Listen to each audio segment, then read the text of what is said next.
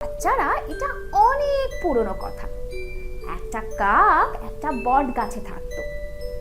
কাকটা খুব অলস ছিল, সব সময় সব কিছু চুরি করত, কারণ ওর বাসাটা শক্ত হয়ে ওঠেনি। কিছুদিন পর একটা হলো কি, একই গাছে একটা বায়া এসেও ঘর বাঁধলো।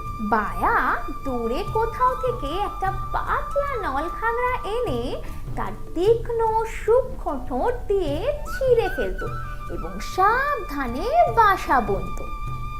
বায়াকে এমন করতে দেখে কাক তাকে ঠাট্টা করে বলল, তুমি যদি একটা বাসা তৈরি করো, এভাবে নীড় করে সারা জীবন কেটে যাবে।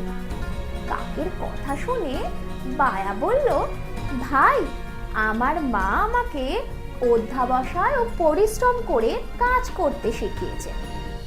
এই কথা শুনে কাক বায়াকে দেখে হাসতে লাগলো।